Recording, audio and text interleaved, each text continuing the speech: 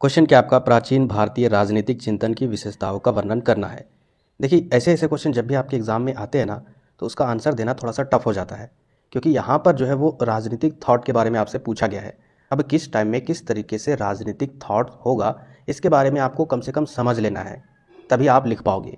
तो क्वेश्चन को समझते हैं। क्वेश्चन क्या है कि राजनीतिक चिंतन यानी प्राचीन भारतीय यानी प्राचीन काल में राजनीतिक चिंतन की क्या क्या विशेषताएं थी उसके बारे में वर्णन करना है। तो चलिए समझते हैं। राजनीतिक चिंतन का मतलब होता है उस समय राजनीतिक थॉट्स क्या था, राजनीति के बारे में सोच, राजनीति क्या था, राजनीति किस तरीके से होनी चाहिए। जैसे वर्तमान टाइम में राजनीति होती है ना, तो वो राजनीति और प्राचीन काल में राजनीति दोनों में अंतर है। तो दोनों में अलग अलग थॉट्स होते हैं। तो प्राचीन काल में भारतीय राजनीति का चिंतन का विशेषता बताना है। तो चलिए समझते हैं। सबसे पहले यहाँ पर हमको हेडिंग में लिखना होगा प्राचीन भारतीय राजनीतिक चिंतन की विशेषताएं, और इंट्रोडक्शन सबसे पहले देना होगा। जैसे कि प्राचीन भारत में राजनीति को सिर्फ सत्ता या शासन चलाने का तरीका नहीं माना गया है। यानी प्राचीन काल में क्या है कि भारत में जो राजनीति है उसको सिर्फ सत्ता या फिर शासन चलाने का तरीका नहीं माना गया है। जैसा कि आज के टाइम में यही होता है ना, शासन अगर चला रहे हो, सत्ता चला रहे हो तो वही राजनीति है। प्राचीन काल में ऐसा नहीं था, बल्कि इसे धर्म, नैतिकता और समाज कल्याण से भी जोड़ा गया है। यानी प्राचीन काल में क्या था, राजनीति किस तरीके से इसको जोड़ा गया था, धर्म से जोड़ा गया था, इसके बाद नैतिकता से इसको जोड़ा गया था और समाज कल्याण से भी इसको जोड़ा गया था। यहाँ के राजनीतिक विचार, दर्शन, जीवन मूल्यों और धर्म पर आधारित थे। यहाँ के जो भी राजनीतिक थॉट्स थे, विचार थे, वह दर्शन, इसके अलावा जीवन मूल्यों और धर्म पर आधारित थे। नीचे इसकी कुछ विशेषताएं हैं जिसे हम लोग समझते हैं। तो चलिए एक एक करके समझते हैं इसकी क्या क्या विशेषताएं थी प्राचीन काल में जो राजनीतिक थॉट्स था।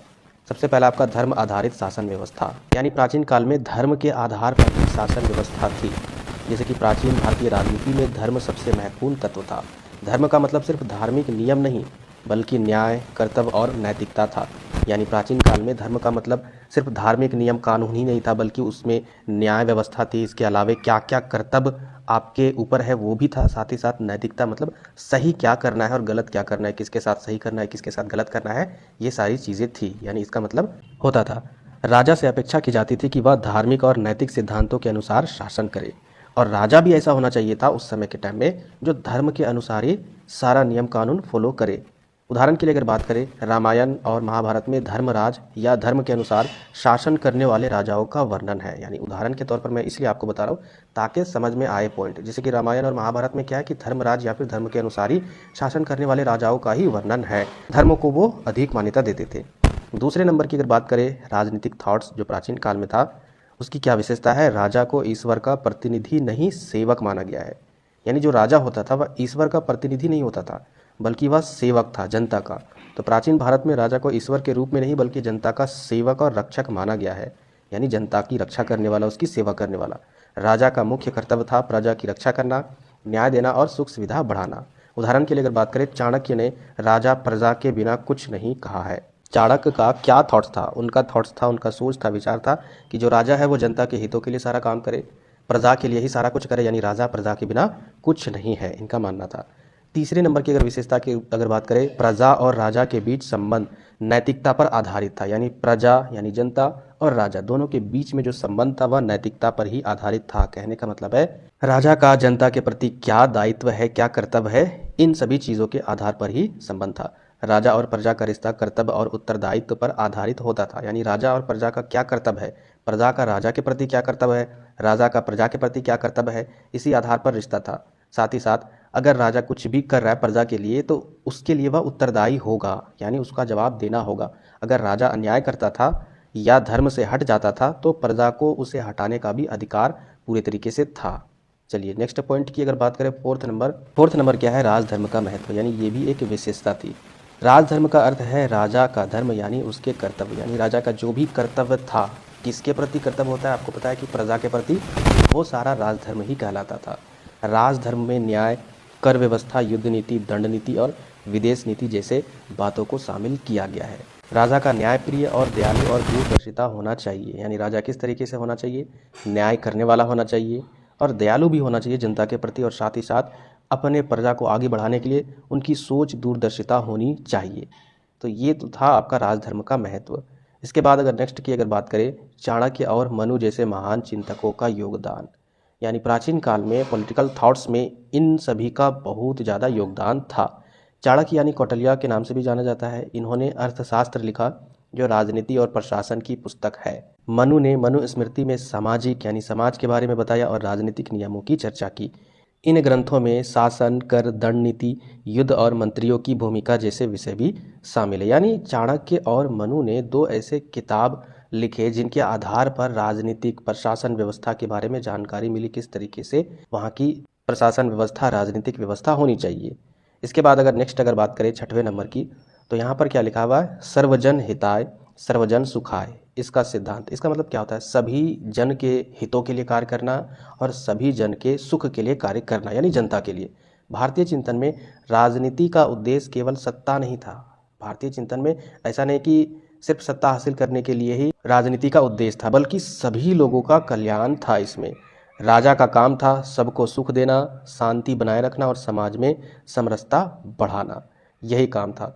तो ये हो गया आपका, यानी इस वर्ड का मतलब समझ में आया। इसके बाद आगे अगर बढ़े 7 नंबर, सभाओं और समितियों की भूमिका। तो वैदिक काल में सभा और समिति नाम की संस्थाएं थी। जैसा कि मैंने आपको बहुत पहले वैदिक काल में इनके बारे में डिस्कस किया था, सभा और समिति क्या है। ये दोनों क्या करती थी उस समय, अगर बात करें जैसे अभी के टाइम में विपक्ष का काम जो होता है, उस समय इन दोनों का भी विपक्ष के जैसा ही राजा के प्रति काम था। ये दो संस्थाएं जो थी वह राजा के जो भी गलत काम होते थे उन पर निगरानी रखती थी, और बहुत सारी चीज़ें जो भी विपक्ष का काम होता है वही ये दोनों करते थे, जो जनता की राय लेती थी, राजा सही काम कर रहा है या फिर नहीं कर रहा है। यह जनतंत्रात्मक सोच का संकेत है जिसमें राजा को जनता के सुझाव का सम्मान करना होता था। यानी ये कहीं ना कहीं एक जनता के लिए ही अच्छा निर्णय था, जिससे राजा को जनता के सुझाव का सम्मान करना होता था। जब जनता से आप सुझाव ले रहे हो, वाकई में उनके जो सुझाव है, उनकी जो सोच है, राजा को सम्मान करना चाहिए। नेक्स्ट देखिए 8 नंबर, न्याय व्यवस्था पर विशेष ध्यान। यानी इसमें क्या आपको लिखना है कि राजा को न्यायप्रिय और निष्पक्ष होना आवश्यक था। सभी के प्रति न्याय करना चाहिए, चाहे वो किसी भी कैटेगरी से आता हो, और निष्पक्ष, किसी का पक्ष लिए बिना न्याय होना चाहिए। अपराधियों को सजा और निर्दोषों को सुरक्षा देना राजा का सबसे बड़ा कर्तव्य था। 9 नंबर की अगर बात करें, विदेश नीति और युद्ध नीति। अर्थशास्त्र में शत्रु राज्य से कैसे संबंध रखे और युद्ध कब करे, संधि कब करे, इन सब की विस्तृत चर्चा की गई है। यानी विदेश नीति और युद्ध नीति किस तरीके से होनी चाहिए वो अर्थशास्त्र में अच्छे तरीके से मेंशन किया गया है कि हम अपने दुश्मन जो राज्य है उसके साथ संबंध कैसे रखें, युद्ध कब करना चाहिए, साथ ही साथ संधि कब करना चाहिए, ये सारी चीज़ें उसमें अच्छे तरीके से चर्चा की गई है। चाणक्य ने साम, दाम, दंड, भेद की नीति भी दी, जो कूटनीति के 4 तरीके हैं। तो ये तो हो गया आपका 9 नंबर। 10 नंबर की अगर बात करें, नैतिकता और राजनीति का गहरा संबंध। नैतिकता मतलब क्या होता है, अच्छे बुरे की समझ, और राजनीति दोनों के बीच में क्या संबंध। तो राजनीति को नैतिकता से जोड़ा गया था। राजा का आचरण शुद्ध, नैतिक और प्रमाणिक होना चाहिए। राजा का आचरण किस तरीके से होना चाहिए, बिल्कुल शुद्ध नैतिक। यानी किसी के साथ अच्छा करना है, किसके साथ अच्छा करना है, किसके साथ बुरा करना है, वो सारा गुण राजा के अंदर में होना चाहिए, क्योंकि वही जनता के लिए आदर्श होता था।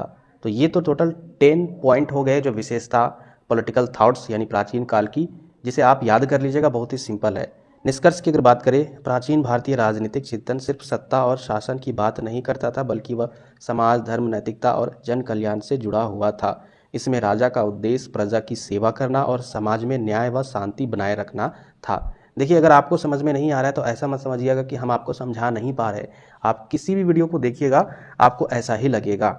करना क्या है, इसको जितने भी पॉइंट है उसको नोट करते जाइएगा और कोशिश कीजिएगा वीडियो को देखकर उसकी प्रैक्टिस करने का, कि इसमें हम कैसे लिखेंगे आंसर। जरूरी नहीं कि यही चीज़ आपको लिखना है, लेकिन जो चीज़ मैं आपको बता रहा हूँ उसी को एक्सप्लेन कर दीजिएगा, वो चीज़ ट्राई कीजिएगा, ऑटोमेटिक आपको समझ में आ जाएगा।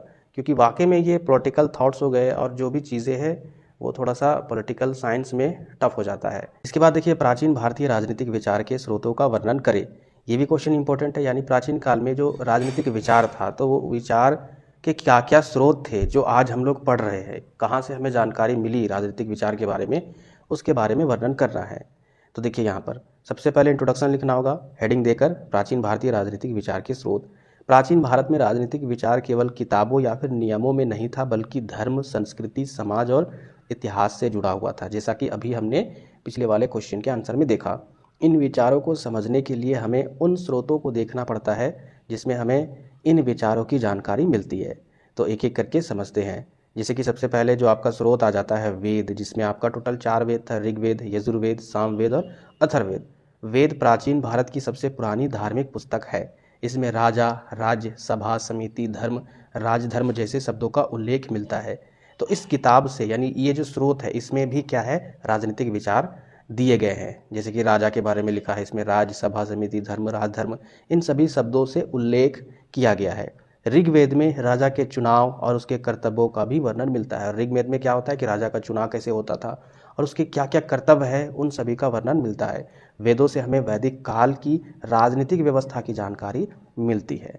दूसरा जो यहाँ पर स्रोत है वो है आपका उपनिषद। ये वेदों के बाद की दार्शनिक पुस्तकें हैं, यानी वेदों के बाद जो दार्शनिक पुस्तक है वह आपका उपनिषद है। इसमें आत्मा, ब्रह्मा, धर्म और मानव जीवन के उद्देश्यों की चर्चा होती है।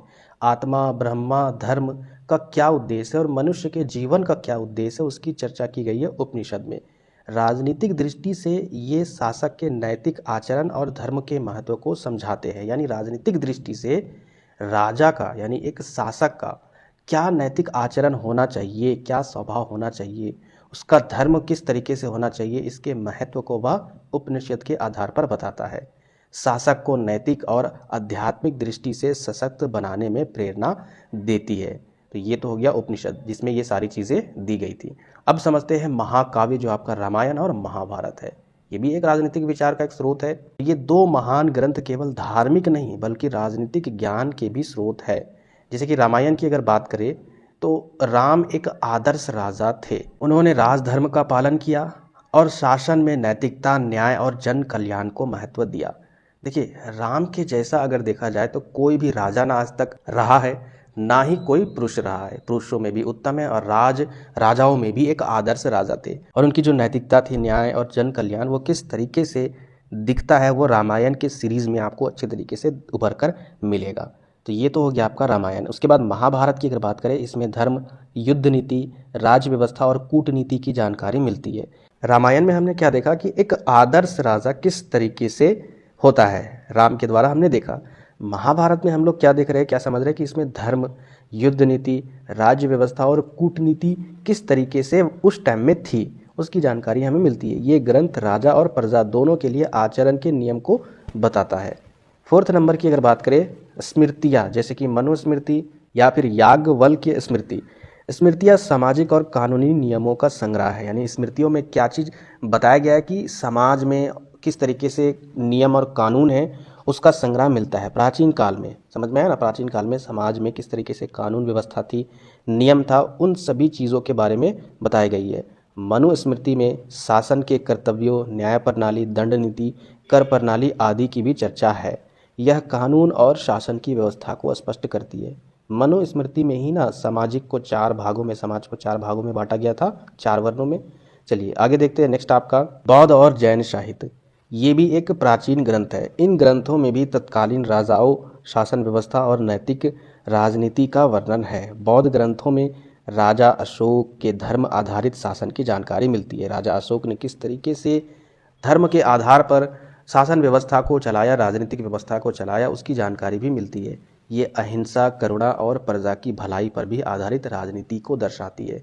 और अशोक ने किस तरीके से बौद्ध धर्म को अपनाकर, पहले तो वो बहुत ही खतरनाक हिंसक थे लेकिन बाद में अहिंसक बन गए और करुणा और प्रजा की भलाई के बारे में सोचे, तो उसके आधार पर भी इन सभी ग्रंथों में राजनीति के बारे में जानकारी दी गई है। इसके बाद अगर बात करें 6 नंबर, कौटिल्य का अर्थशास्त्र। कौटिल्य यानी चाणक्य ने अर्थशास्त्र नामक ग्रंथ लिखा जो पूरी तरह राजनीति, अर्थव्यवस्था और कूटनीति पर आधारित थी। यानी पूरी तरीके से राजनीति के बारे में ही उसमें दिया था सारी व्यवस्था।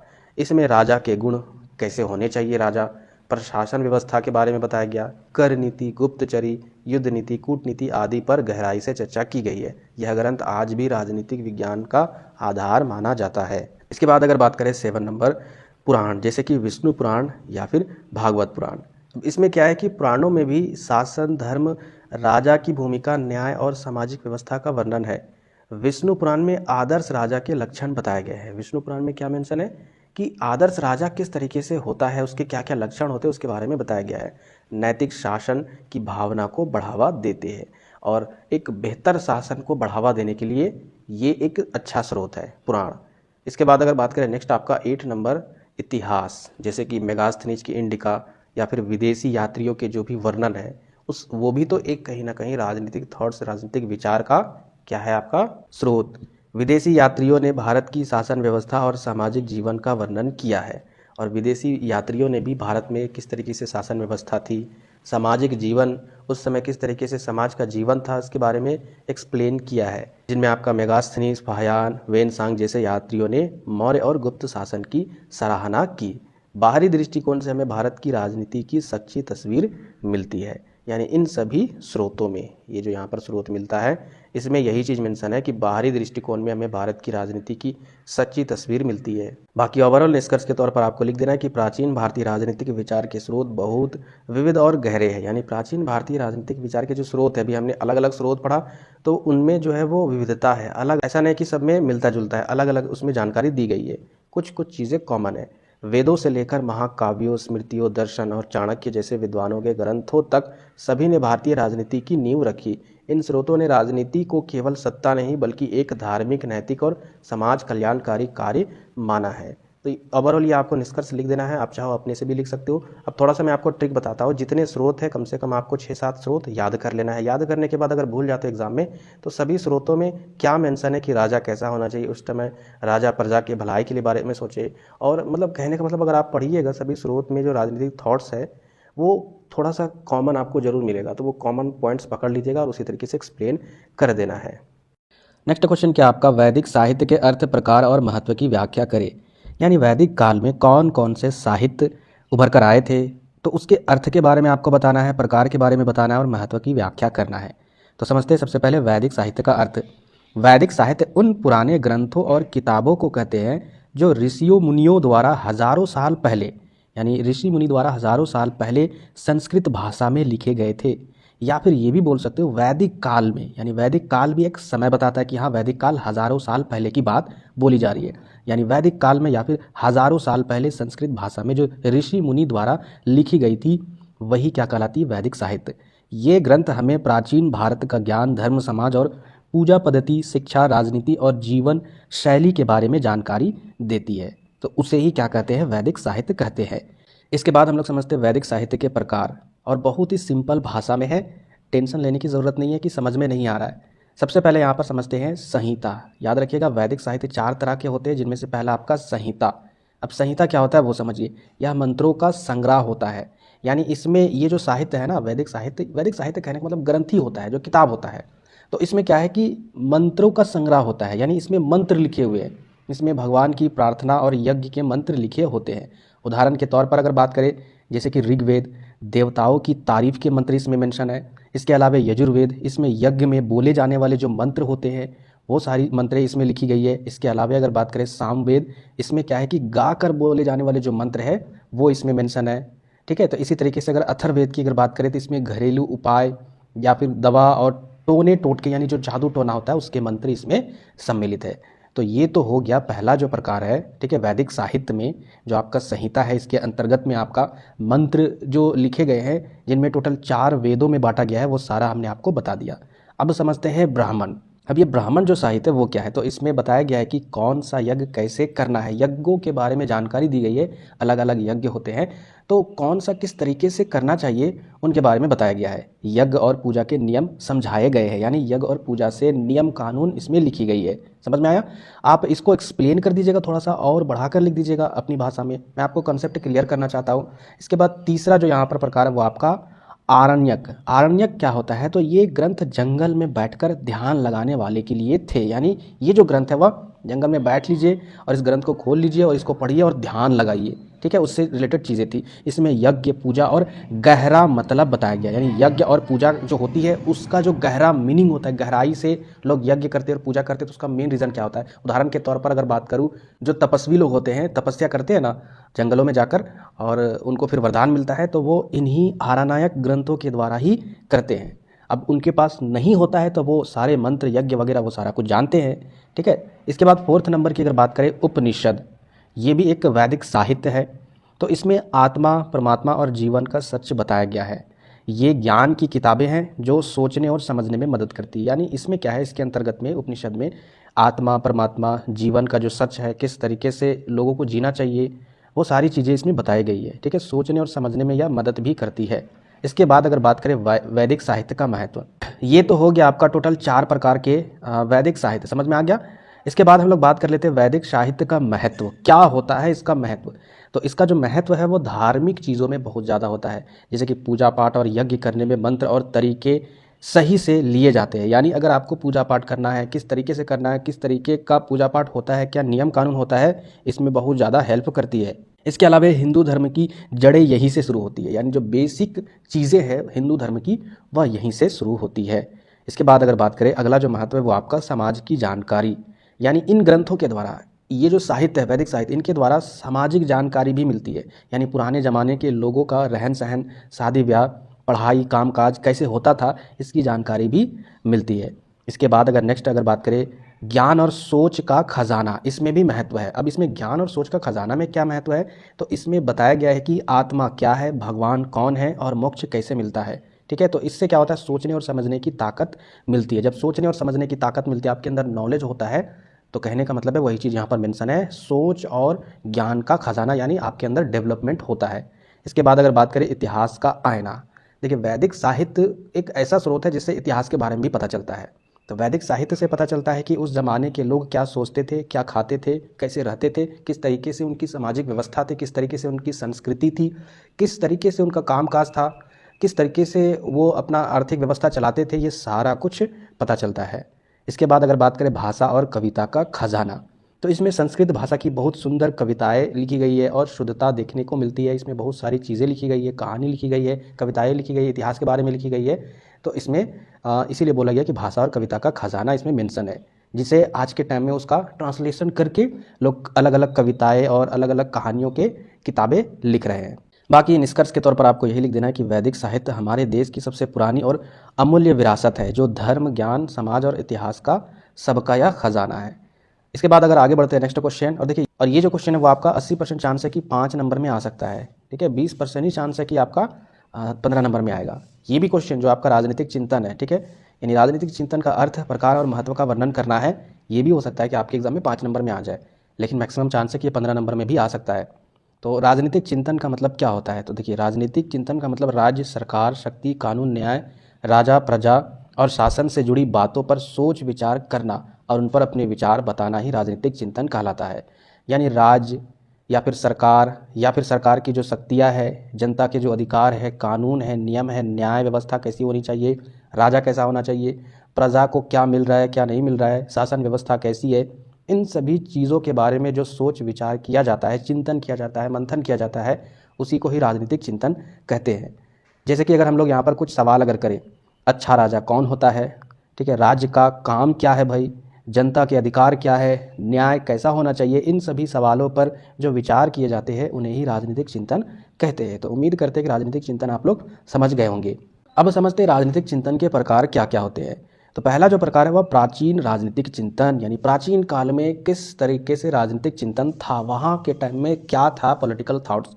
देखिए यह चिंतन भारत, यूनान यानी जिसे ग्रीस भी बोला जाता है, और चीन जैसी पुरानी सभ्यताओं में हुआ था। राजनीतिक चिंतन कहने का मतलब क्या, अभी हमने जो सवाल किया यहाँ पर कि अच्छा राजा कौन होता है, राज्य का काम क्या है, जनता के अधिकार क्या है, न्याय कैसा होना चाहिए, यही चीज़ प्राचीन काल में भी हुई थी। और कहाँ पर, भारत में, यूनान और चीन जैसी पुरानी सभ्यताओं में भी हुआ था। भारत में अगर बात करें, मनु, कौटिल्य, महाभारत आदि ग्रंथ भी शामिल है राजनीतिक चिंतन को लेकर। जब हुई इस पर मंथन विचार तो कई ग्रंथ भी निर्माण हुए थे, और उन ग्रंथों में राजनीतिक व्यवस्था के बारे में लिखी गई उस पर विचार करके।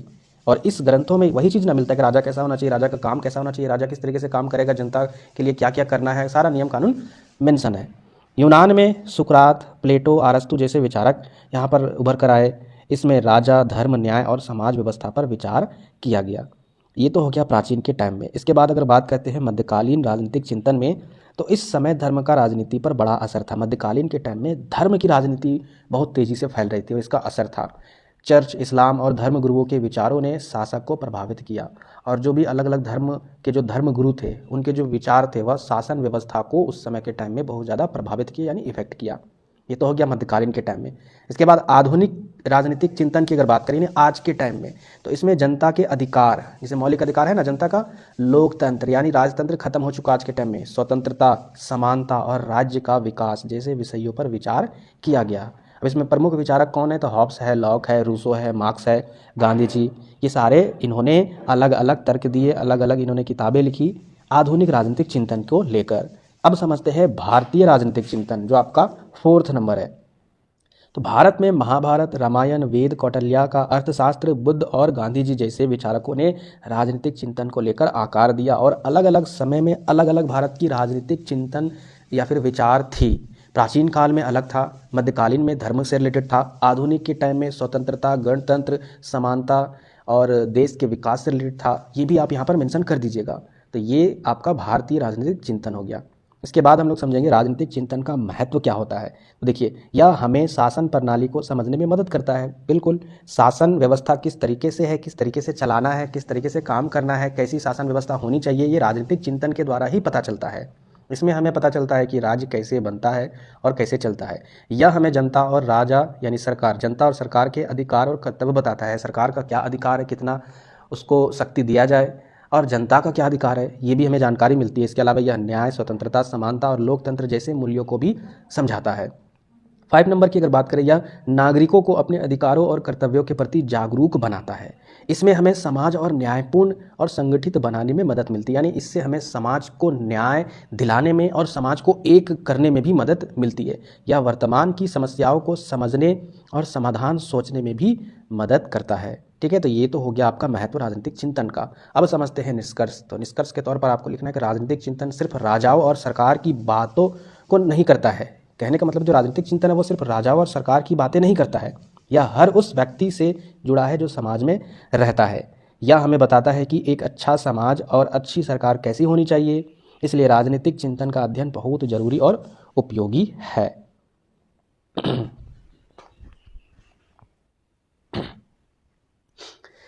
इसके बाद अगर बात करें नेक्स्ट कि आपका वैदिक कालीन राज्य के सप्तांग सिद्धांत का वर्णन, यानी वैदिक काल में राज्य के 7 अंग सिद्धांत का वर्णन किया गया है, उसके बारे में आपको बताना है। सबसे पहले परिचय देख लेते हैं। तो प्राचीन भारत में राज्य को एक जीवित संस्था यानी लिविंग बॉडी माना गया था। प्राचीन काल में क्या था कि राज्य को एक जीवित संस्था माना गया था। यह विचार महर्षि कौटिल्य और महर्षि मनु के ग्रंथों से मिलता है। देखिए यहाँ पर महर्षि कौटिल्य और महर्षि मनु के द्वारा उनके ग्रंथ में क्या मिलता है कि जो प्राचीन भारत है, ठीक है, प्राचीन भारत में जो राज्य है वह एक जीता जागता संस्था है। राज्य कहने का मतलब है एक सरकार, समझ में आया ना, जो पूरे राज्य व्यवस्था को चला रही है। इस सिद्धांत को सप्तांग सिद्धांत कहा जाता है। इसी सिद्धांत को ही सप्तांग सिद्धांत कहा जाता है। इसका अर्थ है कि एक राज्य 7 मुख्य अंगों से मिलकर बना होता है। जैसे हमारे शरीर के अंग मिलकर हमें पूरा बनाते हैं, वैसे ही इन 7 अंगों से राज्य चलता है। उसे ही सप्तांग सिद्धांत कहते हैं। देखिए सप्तांग सिद्धांत कैसे आपको देना है, इंट्रोडक्शन करना है। तो देखिए प्राचीन काल में क्या हुआ कि महर्षि कौटिल्य और महर्षि मनु के ग्रंथों से पता चलता है कि जो राज्य है वह एक जीता जागता संस्था है।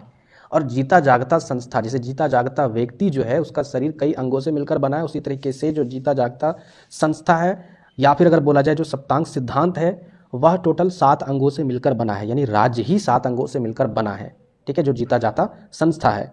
और वही 7 अंगों को ही हम लोग सप्तांग सिद्धांत के नाम से जानते हैं और इसी को ही समझना है। तो चलिए सप्तांग सिद्धांत के 7 अंग, पहला क्या है आपका, स्वामी या फिर राजा। अगर इधर वाला वर्ड आपको नहीं समझ में आए, दिमाग में ना फिट हो, तो जो ब्रैकेट में लिखा गया है उसे दिमाग में फिट कर लीजिएगा।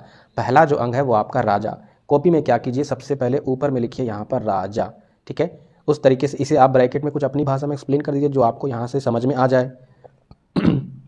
फिर नीचे लिखिएगा ये ब्रैकेट वाला मंत्री लिखिएगा, ठीक है। फिर यहाँ पर जो समझ में आ जाए अपनी भाषा में वो लिखिएगा। इसी तरीके से टोटल 7 आपको लिखना है। सबसे पहले समझते हैं राजा। राजा राज्य का प्रमुख होता है, वह न्याय करता है, सेना का संचालन करता है और प्रजा की रक्षा करता है। देखिए आप 7 अंग आप याद कर लिए और भूल गए कि उसके बारे में क्या बताए थे हमने, ये आप भूल गए हो। लेकिन क्या राजा का नाम सुने हो ना, राजा का काम क्या होता है, प्रजा की रक्षा करना, प्रजा के बारे में सोचना, न्याय व्यवस्था लागू करना, सेना का संचालन करना, ठीक है, ये सारी चीज़ें वो करती है। तो ये भी आप अपनी भाषा में लिख सकते हो। इसके बाद अगर बात करें मंत्री, जिसे सलाहकार भी बोल सकते हैं और एक दूसरी भाषा में आमत्य भी बोला जाता है, ये राजा के विश्वसनीय लोग होते हैं, यानी राजा के विश्वासघात वाले लोग नहीं, विश्वास वाले लोग होते हैं, जो प्रशासन, सलाह और योजना बनाने में मदद करती है। यानी प्रशासन व्यवस्था में भी मदद करती है, सलाह देती है और जो भी योजनाएं बनानी होती है राजा को, चाहे किसी से रिलेटेड चीज़ों में, चाहे युद्ध में या फिर प्रजा के लिए, उन सभी योजनाओं में ये मंत्रीगण सलाह देते हैं और मदद करते हैं। तीसरे नंबर की अगर बात करें वो आपका जनपद, जिसे प्रदेश या फिर प्रजा भी बोला जाता है। तो हम आपसे रिक्वेस्ट करते हैं कि आप जनपद ही याद कीजिए या फिर प्रदेश, प्रजा मत याद कीजिएगा। तो तीसरा जो अंग है वो आपका जनपद, यानी भूमि और लोग, जमीन और जनता। इसका मतलब हो गया कि जिस क्षेत्र में राज्य फैला हो वह क्षेत्र, ठीक है, यानी वह भूमि और वहाँ की जो जनता है, इस क्षेत्र में जो जनता है, प्रजा सुखी होगी तभी राज्य मजबूत होगा, ठीक है। तो ये तीसरा जो अंग है इसमें यही बताया गया है कि जिस क्षेत्र में जहाँ की जनता फैली हुई है उस क्षेत्र की जो जनता है वह सुखी होगी तभी राज्य क्या होगा, पूरे तरीके से मजबूत होगा। फोर्थ नंबर की अगर बात करें, दुर्ग यानी किला। अब इसका जो यहाँ पर फोर्थ जो अंग है इसमें क्या बताया गया कि रक्षा स्थान, यानी जो किले होते हैं वह किसी भी राज्य की रक्षा करती है दुश्मनों से। जैसे राज्य की सुरक्षा के लिए दुर्ग यानी किले बनाए जाते थे ताकि बाहरी आक्रमण से रक्षा हो सके। फिफ्थ नंबर की अगर बात करें, कोष यानी धन या फिर खजाना, आप कुछ भी लिख सकते हो। इसके अंतर्गत क्या है कि राज्य के पास धन का संग्रह होना बहुत ही ज़रूरी है ताकि युद्ध, निर्माण और जन सेवा, जनता की सेवा में खर्च किया जा सके। 6 नंबर की अगर बात करें, बल यानी सेना, आप सेना लिखिएगा, ठीक है।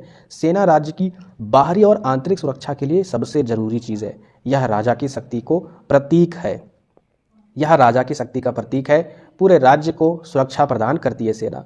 इसके बाद 7 नंबर की अगर बात करें, 7 नंबर में क्या आपका सहयोगी राज्य, यानी जो पड़ोसी राज्य है जो सहयोग करती है। पड़ोस में तो दुश्मन भी राज्य होते हैं, लेकिन जो सहयोगी राज्य है या फिर आप मित्र राज्य भी लिख सकते हो। तो राज्य के पड़ोसी या मित्र राष्ट्र जो संकट के समय मदद करे, व्यापार करे आदि, शांति बनाए रखे, वह मित्र सहयोगी राज्य के अंतर्गत में आते हैं। निष्कर्ष के तौर पर आपको क्या लिखना है कि सप्तांग सिद्धांत जो है ना वो किस लिए दिया गया। आपको मालूम है अभी जो 7 सिद्धांत में 7 जो अंग हम लोग देखे पढ़े, तो इसलिए दिया गया है। यह यही बताता है कि कोई भी राज्य अकेले राजा से नहीं चलता, उसके लिए मंत्री, प्रजा, धन, सेना, सुरक्षा व्यवस्था और मित्रों का होना बहुत ज़रूरी है। यानी ये टोटल हम लोग 7 अंग अभी देखे ना, तो इसका होना बहुत ही ज़्यादा ज़रूरी है। अगर इनमें से कोई भी अंग कमज़ोर हो तो राज्य संकट में आ सकता है। मान के चलिए जो पड़ोसी राज्य है अगर वही मित्र से दुश्मनी मोल ले, यानी कमज़ोर हो गया ये कड़ी, तो इससे क्या हो जाएगा, राज्य संकट में आ सकता है। इसलिए वैदिक काल में इन 7 अंगों को बराबर महत्व दिया जाता था और इसे ही सप्तांग सिद्धांत कहा जाता है। इसके बाद देखिए नेक्स्ट क्वेश्चन क्या आपका, मनु के राज्य उत्पत्ति, राजा, शासन, विधायिका, कानून, न्याय एवं दंड, कर व्यवस्था एवं विदेश नीति संबंधी विचारों की व्याख्या करें। पता नहीं इतना सारा लिखा हुआ है, अब एक एक करके समझ लेते हैं। यानी मनु के राज्य उत्पत्ति, यानी मनु जो विद्वान थे इनके द्वारा राज्य की उत्पत्ति क्या है, राजा क्या है, शासन क्या है, विधायिका क्या है। विधायिका कहने का मतलब है कानून व्यवस्था, ठीक है, और जो भी मंत्रिमंडल होते हैं, और इसके अलावा कानून, न्याय एवं दंड, कर व्यवस्था एवं जो विदेश नीति है, विदेश के साथ कैसे संबंध होना चाहिए, सारे विचारों के बारे में आपको विवेचना करना है या फिर एक्सप्लेन करना है। तो मनु जो थे वह प्राचीन भारत के एक महान विधिवेत्ता यानी लॉ गिवर माने जाते हैं। उन्होंने मनुस्मृति नामक ग्रंथ में, यानी इनके द्वारा रचित ही मनुस्मृति है, तो इसमें उन्होंने समाज, धर्म, कानून और राजनीति के कई महत्वपूर्ण सिद्धांत बताए हैं। मनु का राज्य विचार धर्म और नैतिकता यानी नीति पर आधारित था। उन्होंने बताया कि राज्य कैसे बना, राजा कैसे होना चाहिए और शासन कैसे हो, न्याय, दंड, कर और विदेश नीति कैसी होनी चाहिए, इसी को ही हम लोग को समझना है। चलिए अब समझते हैं सबसे पहले राज्य की उत्पत्ति इनके द्वारा कैसे बताया गया। तो मनु के अनुसार पहले समाज में सभी लोग अपने अपने धर्म का पालन करते थे। यानी इनके अनुसार क्या है कि पहले जो थे वो समाज में सभी लोग अपने अपने धर्म का पालन करते थे, इसलिए कोई राजा नहीं था और उस समय कोई भी राजा नहीं था। लेकिन जब लोगों ने लालच, झूठ, चोरी और अधर्म करना शुरू किया तब समाज को बचाने के लिए राज्य की ज़रूरत पड़ी। यानी इनके द्वारा क्या बताया गया कि राज्य की उत्पत्ति कैसे हुई, राज्य जो है वो बना कैसे। तो राज्य जब नहीं बना था उससे पहले सब लोग धर्म के अनुसार चलते थे। धर्म क्या बताता है, ना ही हमें झूठ बोलना है, ना ही हमें हिंसा करना है, ना ही गलत काम करना है, ना ही किसी के साथ कुछ भी गलत काम करना है। लेकिन जैसे ही जनसंख्या बढ़ी, लोगों के अंदर लालच, झूठ, चोरी और अधर्म शुरू हो गया और इसलिए इन सभी पर कंट्रोल रखने के लिए राज्य की ज़रूरत पड़ी और फिर राजा बना। राजा जनता में, और नियम कानून बना जनता के लिए, क्योंकि जनता जो है वो झूठ, अधर्म, चोरी वगैरह सारा कुछ करना शुरू कर दिए थे।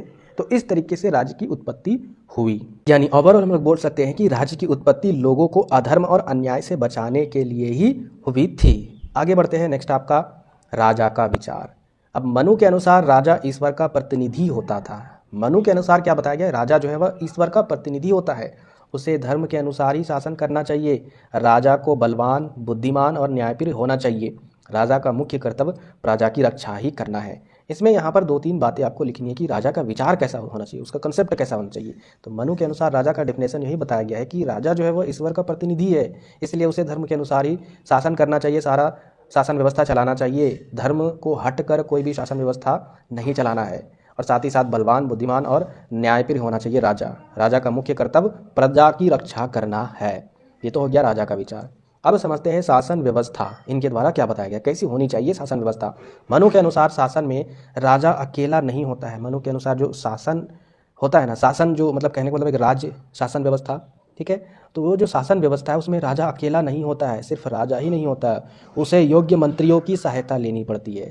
सबसे इंपॉर्टेंट चीज़ है, बिना मंत्री का राजा अकेला रहेगा, और मंत्री के बिना शासन व्यवस्था नहीं चलेगी। मंत्री, सेनापति, पुरोहित और अधिकारी मिलकर शासन चलाते हैं। राज्य को धर्म और नीति पर आधारित तरीके से ही चलाना चाहिए, यानी राज्य को धर्म के अनुसार और धर्म का जो नीति नियम कानून है उसके आधार और उसके तरीके से ही शासन व्यवस्था को चलाना चाहिए। ये बताते हैं मनु, ठीक है, शासन व्यवस्था के बारे में। इसके बाद समझते हैं विधायिका और कानून।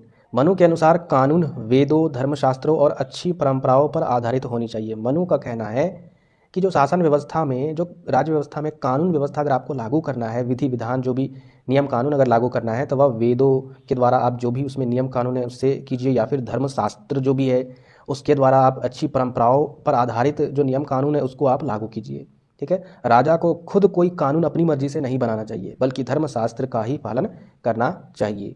इसके बाद 5th नंबर में क्या बताते हैं मनु, न्याय और दंड व्यवस्था कैसी होनी चाहिए। तो मनु न्याय को सबसे जरूरी कर्तव्य मानते थे। राजा को निष्पक्ष होकर न्याय करना चाहिए, किसी के पक्ष को लेकर न्याय नहीं करना है। अपराधी को उसके अपराध के अनुसार दंड देना चाहिए, यानी अपराधी जिस तरीके से अपराध करता है, ज़्यादा कड़ा अगर अपराधी है तो उसको कड़ी सज़ा दिया जाए, अगर नॉर्मल अपराध किया है तो उसके लिए नॉर्मल सज़ा होनी चाहिए। ऐसा नहीं कि हर अपराध के लिए उनको मौत के दंड दिया जाए। दंड का उद्देश्य सुधार होना चाहिए, अनुशासन होना चाहिए, ना कि केवल सज़ा देना या फिर बदला लेना, ये भी नहीं होना चाहिए, ठीक है। दंड ऐसा दिया जाए ताकि वह अपनी गलती को सुधार कर सके। इसके बाद अगर बात कर लेते हैं 6th नंबर, कर व्यवस्था कैसा होना चाहिए। मनु के अनुसार कर व्यवस्था के बारे में क्या बताया गया है। तो प्रजा से कर लेना राज्य का अधिकार है, यानी आज के लोकतंत्र के टाइम में भी तो हम लोग टैक्स देते हैं, कर देते हैं, तो ये सरकार का अधिकार ही है प्रजा से टैक्स लेना, कर्ज लेना, लेकिन कर उचित और सीमित होना चाहिए। जबरन टैक्स नहीं लेना चाहिए, जबरन जनता से, प्रजा से कर नहीं लेना चाहिए। मनु के अनुसार राजा को उसी तरह कर लेना चाहिए जैसे एक मधुमक्खी फूल से शहद लेती है, यानी धीरे धीरे और बिना नुकसान किए। देखिए यहाँ पर कितनी अच्छी बात यहाँ पर बताई गई है मनु के द्वारा कि एक राजा को किस तरीके से टैक्स लेना चाहिए। टैक्स कहने का मतलब है चीज़ें जब महंगी हो जाती है तो टैक्स बढ़ा दिया जाता है, तो इतना महंगा नहीं होना चाहिए सामान और जो चीज़ें हैं जिससे जनता को नुकसान पहुँचे, जनता चीज़ें नहीं खरीद पाए, ऐसा बिल्कुल नहीं होना चाहिए। ऐसा टैक्स या फिर कर लेना चाहिए। यहाँ पर उदाहरण के तौर पर इन्होंने बताया कि मधुमक्खी जिस तरीके से फूल से शहद लेती है, पता भी नहीं चलता है, ठीक है, नुकसान भी नहीं होता है। कर का उपयोग प्रजा की भलाई, सुरक्षा और धर्म प्रचार के लिए ही होना चाहिए। 7 नंबर की अगर बात करिए, देखिए बहुत गला मेरा बैठा हुआ है, फिर भी वीडियो रिकॉर्डिंग में कर रहा हूँ, तो कम से कम वीडियो को लाइक कीजिएगा। सबसे इंपॉर्टेंट चीज़ है, मोटिवेशन देती है। विदेश नीति के बारे में इन्होंने क्या बताया। मनु ने सुझाव दिया कि राजा को पड़ोसी राज्यों से संबंध बनाकर चलना चाहिए। चाहे वर्तमान टाइम की अगर बात करें या प्राचीन काल के टाइम की अगर बात करें, चाहे मनु के काल के टाइम की अगर बात करें, किसी भी समय की अगर बात करें, अगर आपको एक बेहतर राज्य व्यवस्था बनानी है तो जो पड़ोसी राज्य है उससे संबंध बेहतर बनाना होगा। समझ में आया ना। शांति बनाए रखना चाहिए, समझौता करना और आवश्यकता पड़ने पर युद्ध करना राज्य की विदेश नीति का हिस्सा होना चाहिए। अब आप चाहते हो शांति बनाए रखना, आप चाहते हो आपसी सामंजस्य बनाए रखना, लेकिन अगर पड़ोसी देश नहीं चाहता है तो उस सिचुएशन में युद्ध करना भी राज्य के हितों के लिए इंपॉर्टेंट है। जैसे पाकिस्तान अपना घिनौना जो काम करता आ रहा है, हम तो चाहते हैं शांति से रहे, लेकिन वो नहीं चाहता, तो उस सिचुएशन में युद्ध करना भी एक अहम विदेश नीति का हिस्सा है। ये मनु के द्वारा बताया गया है। परंतु नीति, धर्म और न्याय के आधार पर ही विदेश नीति बननी चाहिए, यानी इनके द्वारा विदेश नीति के बारे में क्या बताया कि धर्म के अनुसार ही बनना चाहिए। अब हो गया लास्ट में निष्कर्ष। निष्कर्ष के तौर पर आपको क्या लिखना है कि मनु का राज्य विचार धर्म, नैतिकता और न्याय पर आधारित है। उन्होंने राज्य को एक नैतिक संस्था माना है जो समाज में धर्म की रक्षा और व्यवस्था बनाए रखने के लिए ज़रूरी है। राजा को धर्म का पालन करते हुए प्रजा की भलाई के लिए काम करना चाहिए। नेक्स्ट क्वेश्चन की अगर बात करें, नेक्स्ट क्वेश्चन क्या आपका कौटिल्य के मंडल सिद्धांत का वर्णन करना है। कौटिल्य द्वारा जो मंडल सिद्धांत बताया गया है उसके बारे में वर्णन करना। और ये क्वेश्चन आपके एग्जाम में आ सकता है क्योंकि पिछले साल नहीं पूछा गया था ये प्रश्न, तो इसे इग्नोर मत कीजिएगा। इंट्रोडक्शन के तौर पर आपको क्या लिखना है कि कौटिल्य के मंडल जो सिद्धांत है, यानी इनके जो मंडल सिद्धांत है कौटिल्य के द्वारा, वह प्राचीन भारत के प्रसिद्ध राजनीतिक चाणक्य या फिर कौटिल्य द्वारा प्रस्तुत किया गया था। यानी ये कौटिल्य सिद्धांत है, कौटिल्य मंडल सिद्धांत है, या प्राचीन भारत के जो महान राजनीतिक चाणक्य या फिर इसे कौटिल्य भी बुलाया जाता है, इसी के द्वारा ही प्रस्तुत किया गया है। हालांकि इसको याद करने की जरूरत नहीं, क्योंकि इसके थ्योरी में ही इनका नाम छिपा हुआ है। कौटिल्य का मंडल सिद्धांत प्राचीन काल के महान विद्वान कौटिल्य के द्वारा ही प्रस्तुत किया गया था। यह सिद्धांत उनकी पुस्तक अर्थशास्त्र में बताया गया है। और यह जो सिद्धांत है वह किस पुस्तक में लिखी गई है? अर्थशास्त्र में। यह सिद्धांत राजा को अपने दुश्मनों और मित्रों की पहचान करने, नीति बनाने और राज्य की रक्षा के लिए मार्गदर्शन देता है। जैसे समझिए बात को, इनके द्वारा इस मंडल सिद्धांत में क्या बताया गया, मैं शॉर्ट में ही यहाँ पर बता देता हूँ, फिर हम लोग पढ़ेंगे। जैसे कि ये एक आपका क्षेत्र है, समझ में आया ना, ये एक राज्य है और यहाँ पर बीच में आप हो, यानी आप राजा हो, ठीक है। और ये किनारे यहाँ पर आपके पड़ोसी राज्य है अलग अलग, ठीक है। ये 6-7 पड़ोसी राज्य है।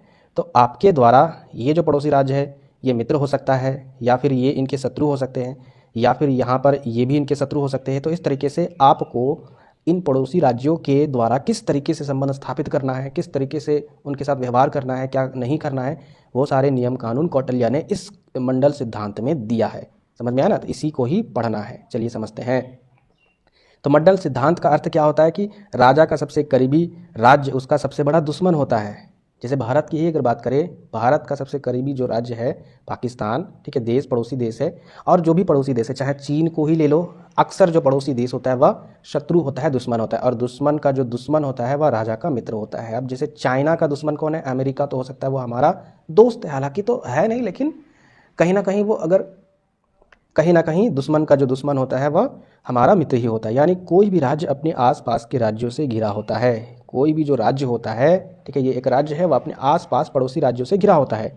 कुछ मित्र होते हैं उसमें, कुछ हमारे मित्र राष्ट्र होते हैं और कुछ शत्रु। कौटिल्य ने इन राज्यों को मंडल वृत्त के रूप में समझाया है। आप एग्जाम में चित्र भी बना सकते हो, ठीक है। आप एग्जाम में नीचे लिखिएगा सबसे पहले कि राज्य, ठीक है, इस तरीके से राज्य, और यहाँ पर इस टाइप से आप लिख सकते हो मित्र राज्य। फिर यहाँ पर इस तरीके से एरो देकर आप लिख सकते हो शत्रु राज्य, ठीक है। तो इस तरीके से आप बना सकते हो। जैसे यहाँ पर एक एक करके जो पॉइंट है उसी पॉइंट को ही बनाना है। पहला यहाँ पर क्या लिखा गया है? विजिगीषु। विजिगीषु आपको याद करने की जरूरत नहीं है, इस वर्ड को बस सुन लीजिए एक बार और समझ लीजिए। आप लिखिएगा यहाँ पर राजा, या फिर आप खुद जो बीच में है ना, अभी हमने आपको चित्र के माध्यम से बताया, वही आपका विजिगीषु है, यानी राजा है। अब इसके पड़ोसी राज्य फिर बाद में आएंगे। जैसे यहाँ पर अरि है, यानी शत्रु राज्य, तो यहाँ पर ये शत्रु राज्य आएंगे। तो ये जो बीच में जो है वो आप खुद हो, यानी राज्य है, या फिर बोल सकते हो विजिगीषु। तो यह वह राजा है जो दूसरों पर विजय पाना चाहता है, यानी आप खुद। मंडल सिद्धांत में सारे संबंध आपके दृष्टिकोण से तय होते हैं। कौन मित्र है, कौन शत्रु है, यह सब विजिगीषु के अनुसार तय होता है। जैसे यहाँ पर बीच में जो है वो विजिगीषु है, यानी आप खुद, यानी राजा हो। जैसे हम भारत है, मान के चलो भारत का ही उदाहरण देते। अब भारत के कौन पड़ोसी राज्य दुश्मन है या फिर दोस्त है, ये आप ही ना डिसाइड करोगे। वही चीज़ यहाँ पर बताया गया है। इसके बाद अब बात कर लेते हैं, बीच से अब हम लोग किनारे जाएंगे, ठीक है, यानी इधर या फिर इधर। तो यहाँ पर आ जाता है दूसरे नंबर पर अरि, यानी शत्रु राज्य, जो दुश्मन राज्य है। जो राज्य आपके राज्य के पास है और आपसे प्रतिस्पर्धा करता है वही दुश्मन कहलाता है, यानी शत्रु कहलाता है। यह शत्रु आमतौर पर आपके राज्य का सीधा पड़ोसी ही होता है। जैसा कि मैंने आपको बताया, भारत का जो पड़ोसी राज्य है ना, वो अक्सर दुश्मनी मोलता है। जो आपके विस्तार में, यानी आप अपने राज्य का विस्तार अगर करना चाहोगे, जैसे भारत पाकिस्तान में, पाकिस्तान बोलता है कि कश्मीर हमारा है, हालांकि भारत का हो चुका है। और इसी तरीके से चाइना बोलता है गलवान घाटी के बारे में। अलग अलग चीज़ें हैं, यानी विस्तार करने में क्या करता है, आपको मुश्किलें पैदा करती है। तो ये हो गया शत्रु राज्य के बारे में। इसके बाद तीसरे नंबर पर मित्र। अब दोस्त कौन होता है, थोड़ा सा दिमाग लगाइए। मान के चलिए यहाँ पर भारत है, बीच में आपका भारत है। अब समझते हैं इसके किनारे किनारे में कौन कौन है, आपका दोस्त कौन रहेगा। दिमाग लगाइए, थोड़ा सा अपने माइंड में सोचिए। पाकिस्तान का जो दुश्मन रहेगा, उदाहरण के तौर पर हम इसके बगल में अगर जाएंगे मैप में, तो इधर अफगानिस्तान मिलेगा, थोड़ा सा ऊपर में अफगानिस्तान इसका दुश्मन है, मान के चलो, ठीक है, मान के चलो। तो इसका दुश्मन, आपका दुश्मन ये, अब इस दुश्मन का दुश्मन ये, तो अफगानिस्तान हमारा दोस्त। समझ में आया ना? तो इस तरीके से यहाँ पर बताया गया है, मित्र मतलब दुश्मन का दुश्मन ही आपका मित्र हो सकता है। जो राज्य आपके शत्रु का दुश्मन है वही आपका मित्र होता है। वह आपके दुश्मन को कमज़ोर करना चाहता है, इसलिए वह आपके साथ सहयोग करने को तैयार होता है। इसके बाद अगर नेक्स्ट अगर बात करें, फोर्थ नंबर अरि मित्र, यानी शत्रु का मित्र। अरि मतलब शत्रु और मित्र मतलब मित्र, यानी दुश्मन का मित्र। जैसे पाकिस्तान का कोई दोस्त, जैसे पाकिस्तान का दोस्त चाइना है, तो यानी शत्रु का मित्र। जो राज आपके शत्रु का दोस्त है वह भी आपके लिए खतरे की तरह होता है।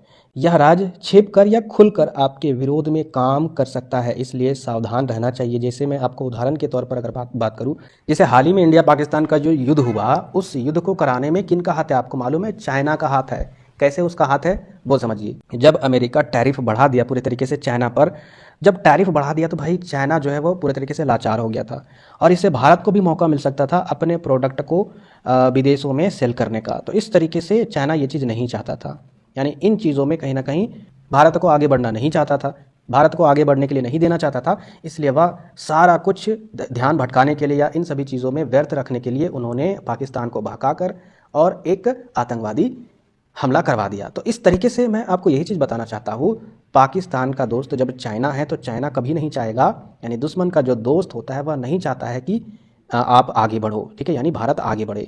यानी जो भी राज्य आपके शत्रु का दोस्त है वह भी आपके लिए खतरे की तरह होता है। और यह राज्य छिपकर चाइना हमला किया पाकिस्तान के द्वारा, और छिपकर या खुलकर आपके विरोध में काम कर सकता है, इसलिए सावधान रहना चाहिए। 5th नंबर की अगर बात करें, मित्र यानी आपके मित्र का मित्र, समझ में आया? जो राज्य आपके मित्र का मित्र भी है वह आपके लिए भी उपयोगी और सहयोगी हो सकता है। संकट के समय यह राज्य आपके साथ खड़ा हो सकता है और सहायता कर सकता है।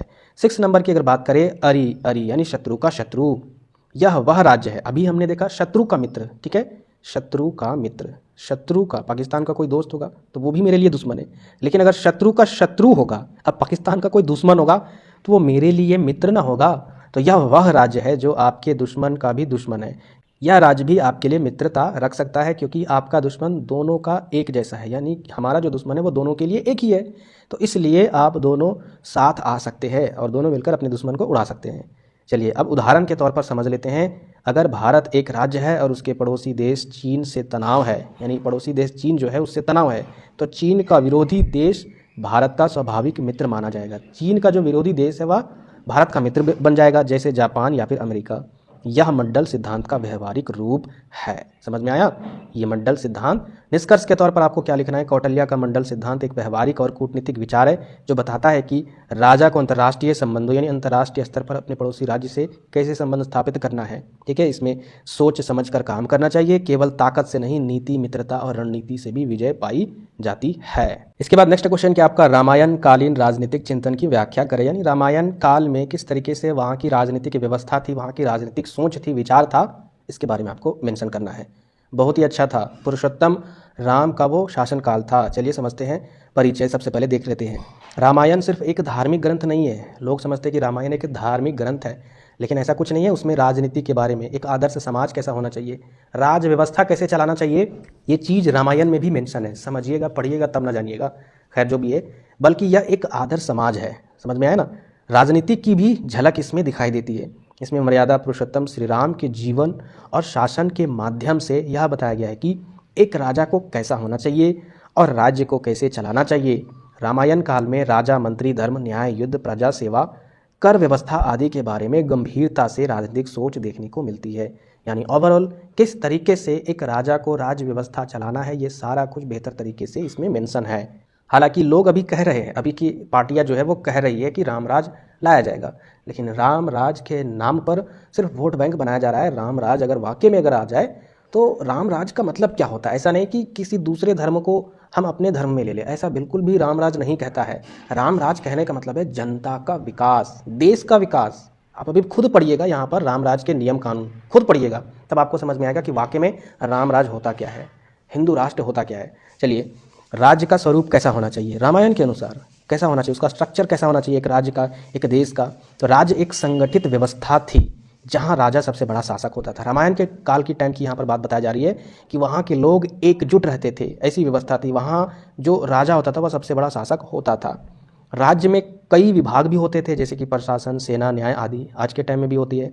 राज्य को धर्म और नीति के अनुसार चलाया जाता था। उस समय राज्य जो है वो, जैसे आज के टाइम में संविधान के अनुसार चलाया जाता है, उस समय क्या था कि धर्म और धर्म के जो नियम कानून होते थे या ग्रंथ जो होते थे, धार्मिक ग्रंथ, उस नियम कानून के अनुसार ही चलाया जाता था। दूसरे नंबर की अगर बात करें, राजा का आदर्श, यानी एक आइडियल राजा कौन होता है, आइडियल राजा यानी सबसे परफेक्ट राजा।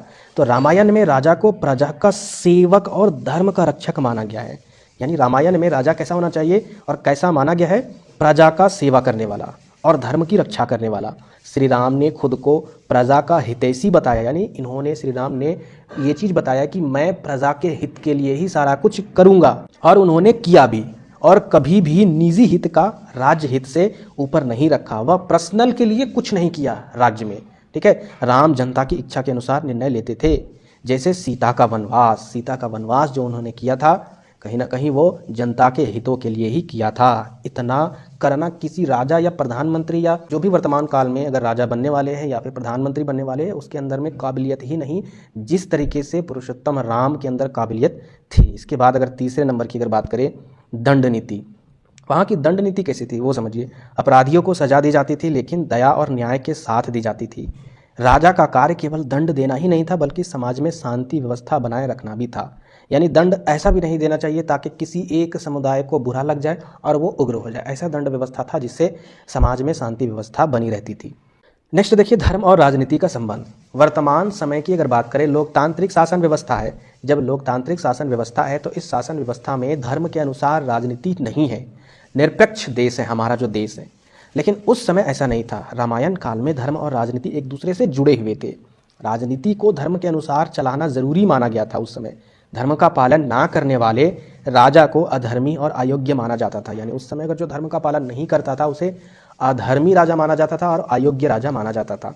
अब बहुत सारे यहाँ पर सवाल करेंगे या फिर माइंड में सवाल उभर कर आएगा स्टूडेंट के माइंड में, अभी के टाइम में ऐसा क्यों नहीं है? इसलिए नहीं है क्योंकि देखा जाए तो धर्म में जो है वो समाज को 4 कैटेगरी में जो बांटा गया है ना, ये गलत है। और ये जो 4 कैटेगरी है वो संविधान में नहीं बांटा गया है। संविधान में सभी को बराबर दर्जा दिया गया है। तो इसी के कारण ही अभी संविधान से देश चल रही है, ना कि धार्मिक तरीके से। इसके बाद 5th नंबर की अगर बात करें, मंत्री और सलाहकार।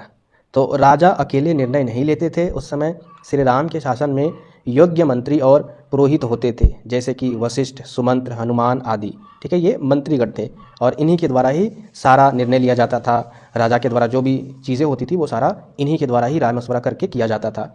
मंत्रणा करके ही राज्य के निर्णय लिए जाते थे, यानी एक बैठक वगैरह होती होगी, उसके बाद ही मंत्रियों के द्वारा राय मशवरा करके निर्णय लिया जाता था। इसके बाद 6 नंबर की अगर बात करें, प्रजा की भूमिका और सेवा। प्रजा की भूमिका और उसकी सेवा, इसके बारे में देखिए यहाँ पर क्या लिखा गया है। रामायण में प्रजा को राज्य की आत्मा कहा गया है। राज्य की जो आत्मा है वह प्रजा है, और अगर प्रजा को नुकसान हो रहा है तो राज्य की आत्मा को नुकसान हो रहा है। प्रजा अगर सुख नहीं है तो राज्य की आत्मा सुख नहीं, यानी राज्य पूरी तरीके से कमजोर हो जाएगा। श्री राम ने हमेशा प्रजा की इच्छाओं और भावनाओं को सम्मान किया है। उन्होंने राम राज्य की स्थापना की जहाँ कोई दुखी नहीं था। इसके बाद अगर देखिए 7 नंबर की अगर बात करें, युद्ध और विदेश नीति। युद्ध अंतिम विकल्प होता था। देखिए अभी के टाइम पर देखिएगा, जो त्यौहार होते हैं, लोग डीजे बॉक्स में अनाप शनाप चीज़ें बजाते हैं। मैं किसी के धर्म को आहत नहीं पहुंचाना चाहता हूँ। मैं मेन मकसद धर्म का क्या है वो मैं आपको बताना चाहता हूँ। अगर आप शिक्षित हो, आप पढ़े लिखे व्यक्ति हो, तो पढ़े लिखे जैसा आपका व्यवहार भी होना चाहिए। तो उसमें क्या है कि लोग हमेशा युद्ध के लिए ही या लड़ाई झगड़े करने के लिए या दंगे फसाद करने के लिए ऐसा लोग सॉन्ग बजाते हैं, म्यूज़िक बजाते हैं कि आपस में धार्मिक संप्रदाय हो जाता है। लेकिन यहाँ पर देखिए ये राम राज्य का काल है, और यहाँ पर देखिए युद्ध क्या बताया गया कि अंतिम विकल्प है। यानी आखिरी से आखिरी समय में देखा जाए, जब कुछ नहीं हो रहा है तब युद्ध होना चाहिए। समझ में आया? यानी पहले शांति और संधि के प्रयास किए जाते हैं। संधि मतलब आपस में कंप्रोमाइज़। जैसे श्री राम ने पहले रावण को संधि का प्रस्ताव भेजा था। संधि का प्रस्ताव यानी उनको बताया था रावण को संधि कर लीजिए, ठीक है, यानी कंप्रोमाइज़ कर लीजिए, सीता को आप हमें वापस बाइज्जत कर दीजिए, नहीं तो फिर इसका खामियाजा भुगतना पड़ेगा। फिर युद्ध किया उन्होंने बाद में। तो ये होता है राम राज्य के नियम कानून, यानी युद्ध और विदेश नीति के नियम कानून। पर युद्ध धर्म के लिए हो तो आवश्यक होता है, लेकिन अगर युद्ध धर्म के लिए हो, यानी यहाँ पर धर्म के लिए ही तो हुआ था। धर्म मतलब गलत के खिलाफ लड़ना, तो वही ना है। तो चलिए आगे देखते हैं। नेक्स्ट आपका कानून और न्याय व्यवस्था। रामायण काल में न्याय धर्मशास्त्रों और सामाजिक परंपराओं पर आधारित था। यानी वर्तमान काल की अगर बात करें, लोकतांत्रिक काल में तो संविधान के द्वारा न्याय व्यवस्था होती है लेकिन और कानून व्यवस्था होती है, लेकिन रामायण काल में धर्मशास्त्र जो होते थे उस समय, अलग अलग धार्मिक जो किताबें होती थी, ग्रंथ होते थे, उसके द्वारा होता था और सामाजिक परंपराओं पर आधारित होता था। राजा स्वयं न्याय करता था या योग्य न्यायाधीश नियुक्त करता था। राजा जो है वह स्वयं भी न्याय कर सकता था और या फिर एक जज भी वह नियुक्त करता था, ठीक है। जज समझते हो ना, जो न्याय करता है सभी चीज़ों को सोच समझकर। सभी के लिए एक समान न्याय होता था, ठीक है। ऐसा नहीं कि राजा के लिए अलग न्याय और प्रजा के लिए अलग न्याय, निष्कर्ष के तौर पर आपको क्या लिखना है कि रामायण कालीन राजनीतिक चिंतन एक आदर्श और धर्मपरक शासन व्यवस्था था। यानी ये जो रामायण काल था वह राजनीतिक चिंतन एक आदर्श और धर्म शासन व्यवस्था था। ठीक है, इसमें राजा, प्रजा, धर्म, न्याय, दंड, युद्ध और मंत्री और नीति सब कुछ संतुलित और नैतिक रूप से व्यवस्थित था। राम राज्य को आज भी आदर्श राज्य की संज्ञा दी जाती है क्योंकि उसमें सबका कल्याण था। चलिए अब समझते हैं नेक्स्ट क्वेश्चन, महाभारत कालीन राजनीतिक चिंतन की व्याख्या। रामायण कालीन राजनीतिक चिंतन के बारे में हम लोग देख लिया। महाभारत के काल में राजनीतिक चिंतन के बारे में हमको देखना है, समझना है। तो सबसे पहले इंट्रोडक्शन देख लेते हैं। महाभारत एक बहुत ही पुराना और बड़ा ग्रंथ है। इसमें सिर्फ युद्ध की कहानी नहीं है। जैसे हम लोग महाभारत सुनते हैं ना, माइंड में आता है कि युद्ध, महाभारत युद्ध, लेकिन ऐसा कुछ नहीं है, बल्कि इसमें उस समय की राजनीतिक शासन व्यवस्था, धर्म, नीति और समाज के बारे में भी गहराई से बताई गई है। अब जिसे हम लोग समझते हैं एक एक पॉइंट के आधार पर। सबसे पहले समझते हैं महाभारत काल में राजा का कर्तव्य क्या था, यानी जिसे राजधर्म भी बोला जाता था। महाभारत में राजा का सबसे बड़ा धर्म प्रजा की भलाई करना माना गया है। राजा को निष्पक्ष रहकर न्याय करना चाहिए। उसे ईमानदारी, दया और नीतियों के साथ शासन करना चाहिए। राजा खुद धर्म का पालन करे और दूसरों को भी धर्म के रास्ते पर चलने के लिए प्रेरित करे। तो आसान भाषा में है, इसको समझाने की ज़रूरत नहीं है। बहुत ही सिंपल तरीके से मैंने आपको बता दिया कि राजा का कर्तव्य क्या था। प्रजा की भलाई करना, राजा को निष्पक्ष न्याय करना चाहिए, उसे ईमानदारी, दया और नीति के साथ शासन व्यवस्था करनी चाहिए। राजा खुद भी धर्म के अनुसार चले और दूसरों को भी प्रेरित करे। इसके बाद प्रजा का महत्व क्या है। दूसरे नंबर पर प्रजा का महत्व, यानी प्रजा का इंपॉर्टेंस क्या था महाभारत में। तो महाभारत में प्रजा को राज्य की आत्मा बताया गया है, यानी जनता को। यदि प्रजा सुखी और सुरक्षित है तभी राज्य टिकता है। यदि अगर मान के चलिए प्रजा सुखी और सुरक्षित नहीं है तो राज्य नहीं टिकेगा, कमजोर रह जाएगा। राजा को प्रजा के दुख दर्द का ध्यान रखना चाहिए। प्रजा का विश्वास और समर्थन ही राजा की असली ताकत होती है। यानी प्रजा जितना मजबूत होगा, राज व्यवस्था उतनी ताकतवर होगी। प्रजा नाराज हो जाए तो राजा की सत्ता गिर सकती है। तीसरे नंबर की अगर बात करें न्याय और नीति, महाभारत में न्याय को शासन की रीढ़ कहा गया है। यानी न्याय जो है वो शासन व्यवस्था की रीढ़ की हड्डी है। अगर रीढ़ की हड्डी टूट गई तो समझिए शासन व्यवस्था पूरी तरीके से टूट जाएगा। यानी न्याय व्यवस्था बेहतर होनी चाहिए, ये चीज़ महाभारत में बताया गया है। राजा को बिना पक्षपात के सही निर्णय लेना चाहिए। न्याय में धर्म, सच और तटस्थता जरूरी है। न्याय जो है वो सच के आधार पर होना चाहिए, धर्म तरीके से होना चाहिए। नीति का मतलब बुद्धिमानी से शासन करना, यानी जो राजा है वह अपने नीतियों को किस तरीके से चलाना चाहिए, तो बुद्धिमत्ता से चलाना चाहिए। राजा को छोटे छोटे फैसले भी सोच समझ कर लेना चाहिए ताकि सभी को समान न्याय मिले। ये तो हो गया आपका न्याय और नीति। इसके बाद देखते हैं कुशल सलाहकारों की ज़रूरत। यानी महाभारत के टाइम में कुशल सलाहकार की भी ज़रूरत थी, यानी कुशल मंत्रिमंडल। राजा को अपने निर्णयों में अनुभवी और बुद्धिमान सलाहकारों की मदद लेनी चाहिए। ये उस समय की बात के द्वारा बताया गया था राजनीतिक चिंतन में। महाभारत में विदुर, भीष्म और कृष्ण जैसे नीति विशेषज्ञों ने राजा को सलाह देकर संकट से निकाला। यानी उस समय क्या था, विदुर, भीष्म और कृष्ण जैसे नीति, यानी कृष्ण जो थे वह हमेशा सलाह देते थे ना, कैसे क्या करना क्या नहीं करना, ये विशेषज्ञ थे। इनके द्वारा राजा को सलाह दी जाती थी संकट से निकालने के लिए। अच्छे सलाहकार राजा को गलत फैसलों से बचाते हैं और राज्य को मजबूत बनाते हैं। इसके बाद नेक्स्ट आपका धर्म और राजनीति का मेल। यानी महाभारत में राजनीति को धर्म से जोड़ा गया है। महाभारत में जो राजनीति है वह धर्म से जोड़ा गया है। यही चीज़ रामायण काल में भी देखने को मिला था। राजनीति का मतलब सिर्फ सत्ता हासिल करना नहीं है, बल्कि धर्म के रास्ते पर चलकर शासन करना है। राजा को अपने निर्णयों में सत्य, अहिंसा, करुणा और न्याय जैसे धर्म के मूल्यों को शामिल करना चाहिए, तभी राज्य सुखी और स्थिर हो सकता है। यानी राजा जो है वो धर्म के अनुसार सारा फैसला लेना चाहिए, धर्म के अनुसार ही उनको चलना है, और साथ ही साथ अपने निर्णयों में सत्य, अहिंसा और करुणा और न्याय जैसे चीज़ों को भी अहमियत देनी चाहिए, जिससे पूरा राज्य जो है वह सुखी और बेहतर महसूस कर सके। इसके बाद 6 नंबर की अगर बात करें युद्ध की स्थिति, महाभारत में बताया गया कि युद्ध अंतिम उपाय होना चाहिए। यानी यही चीज़ बताया गया था रामायण कालीन में भी। युद्ध जो है वह आखिरी निर्णय होता था। जब सभी शांतिपूर्ण रास्ते बंद हो जाए तब ही रक्षा के लिए युद्ध करना चाहिए।